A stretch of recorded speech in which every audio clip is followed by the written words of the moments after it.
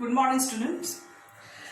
आप लोगों को क्लास चैप्टर 1 का क्वेश्चन आंसर हम दे चुके हैं। आशा है कि आप लोग ठीक से लिख लिए हो, आप लोग जानते हो कैसे लिखते हैं। तो आज हम लोग चैप्टर 2 शुरू कर रहे हैं। चैप्टर 2 है किंगडम क्लासिफिकेशन। किंगडम क्लासिफिकेशन मतलब हम लोग को जो लिविंग वर्ल्ड है, सारा लिविंग वर्ल्ड को हम लोग एक साथ तो समझने के लिए, उसको एक बहुत सा बड़ा है ये, एक साथ समझने के लिए क्लासिफिकेशन करना बहुत जरूरी है। तो क्लासिफिकेशन किए हैं कैसे, वो हम लोग अभी देखेंगे। तो क्लासिफिकेशन करने के लिए हम लोगों को कुछ नाम देना जरूरी है, क्योंकि हर एक टाइप का प्लांट्स एंड एनिमल्स का अलग अलग नाम होना जरूरी है। और वो नाम देने का जो साइंस, उसको कहते हैं टैक्सोनॉमी। टैक्सोनॉमी ये एक नए वर्ड है आप लोगों के लिए। ये taxonomy is a biological science which deals with the identification, nomenclature and classification. Identification मतलब हर एक प्लांट्स एंड एनिमल्स का कैरेक्टरिस्टिक्स के हिसाब से उसको आइडेंटिफाई करना, और उसका जो नॉमेनक्लेचर मतलब है नाम देना, और उसको क्लासिफाइड करना अपना कैरेक्टरिस्टिक्स के हिसाब से। उन लोगों को हर एक का अलग अलग कैरेक्टरिस्टिक्स के हिसाब से उनको क्लासिफिकेशन करना, ये तीनों मिलकर जो साइंस है वो है टैक्सोनॉमी। ये टैक्सोनॉमी के हिसाब से हम लोगों को क्लासिफिकेशन करना है। तो पहले हम लोग देखेंगे कि ये क्लासिफिकेशन करने में हम लोग को फायदा क्या क्या होगा। पहला बात यह है कि हम लोग को जो आसपास में सारा दुनिया में जितना सारा वाइड वैरायटीज ऑफ हम लोग को प्लांट्स एंड एनिमल्स है, उनके बारे में, उनकी कैरेक्टरिस्टिक्स के बारे में जानना जरूरी है। लेकिन वो एक साथ अलग अलग करके नहीं जान के हम लोग थोड़ा थोड़ा उनको एक एक ग्रुप में डिवाइड करके उसके बारे में जानने का कोशिश करेंगे, तो हम लोगों के लिए वो आसान होगा। तो इसके लिए हम लोग बहुत सारा ऑर्गेनाइजेशन को एक साथ समझने के लिए, इजियर करने के लिए उनको समझना, हम लोग क्लासिफिकेशन करते हैं।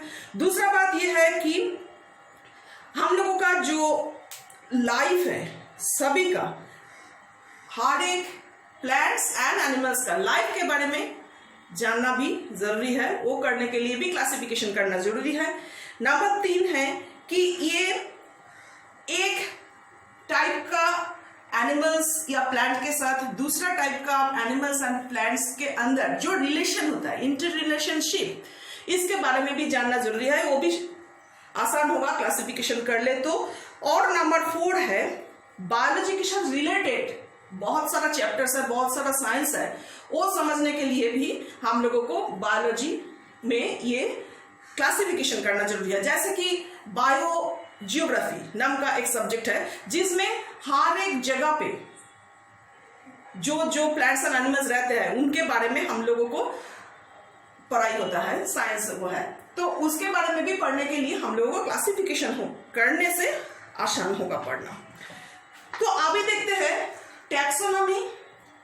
हम बोले हैं कि क्लासिफिकेशन करेंगे, तो क्लासिफिकेशन करने से पहले हम लोगों को देखना है कि पहले एक प्रॉब्लम आ गया, वो है कि हर एक स्पीसीज का एक एक नाम होना जरूरी है। क्योंकि हम लोगों का दुनिया में बहुत सारा लैंग्वेज, हम लोग का देश में भी बहुत सारा लैंग्वेज है, और हर एक लैंग्वेज में एक एक पेड़ या एक एक एनिमल्स को अलग अलग नाम से जाना जाता है। तो ऐसे होने से तो सारा वर्ल्ड में प्रॉब्लम हो जाएगा। इसीलिए international code of biological nomenclature नाम का एक ऑर्गेनाइजेशन तैयार हुआ, जिन्होंने देश में, सारा दुनिया में जितना प्लांट्स एंड एनिमल्स हैं उसका एक फिक्स्ड नेम देने का कोशिश की। उसको कहते हैं साइंटिफिक नेम। वो साइंटिफिक नेम कैसे दिया जाएगा उसका भी उन्होंने एक कोशिश की।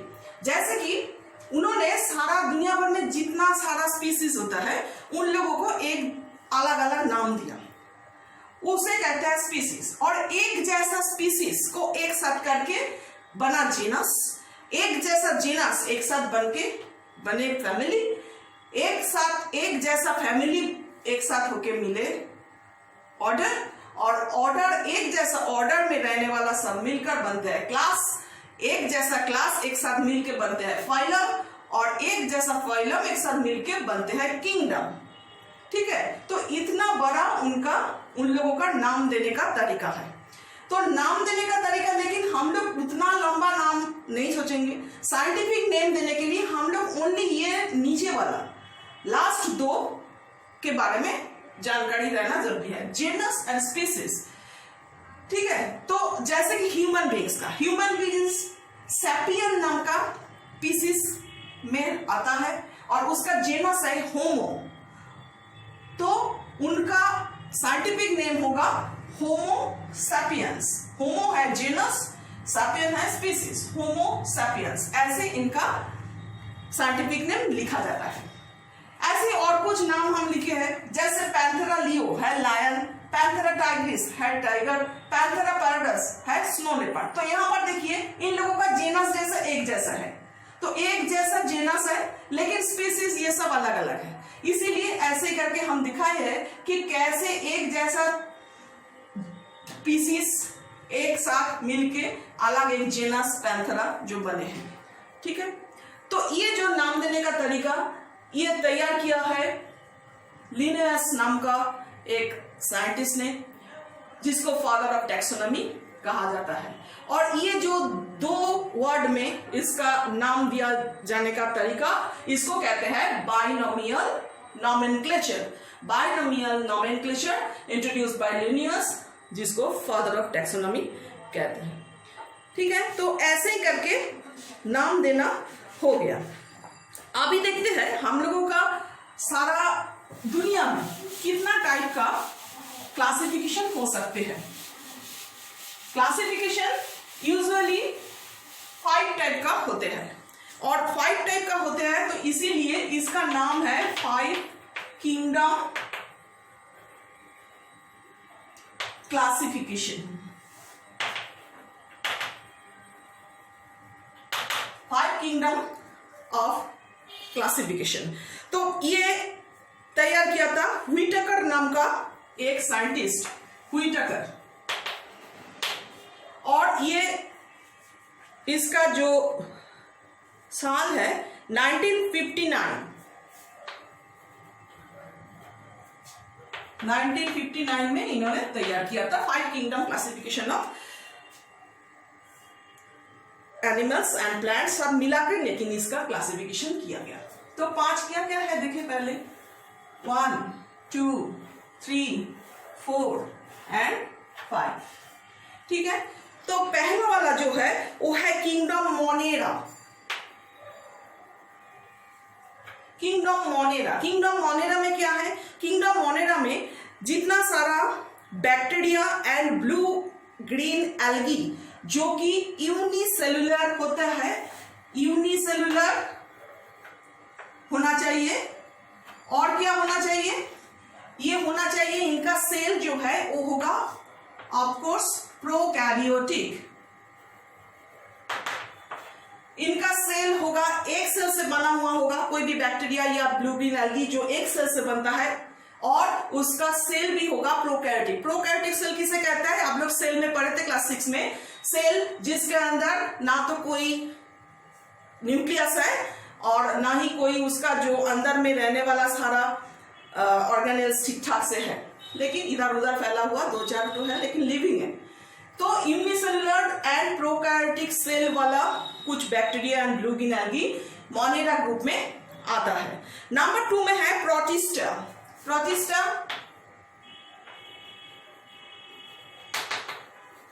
प्रोटिस्टा ग्रुप में भी कुछ बैक्टीरिया आता है जो कि यूनिसेलुलर है बट प्रोकैरियोटिक नहीं, यूकैरियोटिक। ये भी यूनिसेलुलर है बट यूकैरियोटिक। प्रोकैरियोटिक ये वाला और ये वाला यूकैरियोटिक, लेकिन both are unicellular. Next group में आएगा फंगी। क्लास 6 में आप लोग फंगी के बारे में पढ़े हैं। फंगी जो यूनिसेलुलर नहीं है वो ओनली दिस ग्रुप में आएगा, मल्टीसेलुलर फंगी। फंगी के बारे में आप लोग जानते हैं, फंगी का जो स्ट्रक्चर है वो प्लांट लाइक है, लेकिन उसके अंदर कोई क्लोरोफिल नहीं है, इसीलिए इसको अलग से एक ग्रुप बनाया गया। और नंबर 4 है प्लांटिंग एंड नंबर 5 है एनिमलिंग। प्लांटिंग मतलब प्लांट जो कि मल्टीसेलुलर है और जिसके अंदर क्लोरोफिल है, जो फोटोसिंथेसिस कर सकता है, वो इस ग्रुप में आएगा। और एनिमलिंग मतलब जिसके अंदर कोई फोटोसिंथेसिस करने वाला क्लोरोफिल नहीं है, जो अपना खाना नहीं बना सकते, और मल्टीसेलुलर होना चाहिए। ठीक है, तो ये है 5 किंगडम क्लासिफिकेशन। नेक्स्ट डे हम लोग एक एक करके Monera, protista, fungi, Plantae and animal के बारे में डिस्कस करेंगे। ठीक है, तब तक के लिए ये आप लोग याद कर लीजिएगा। Okay, bye.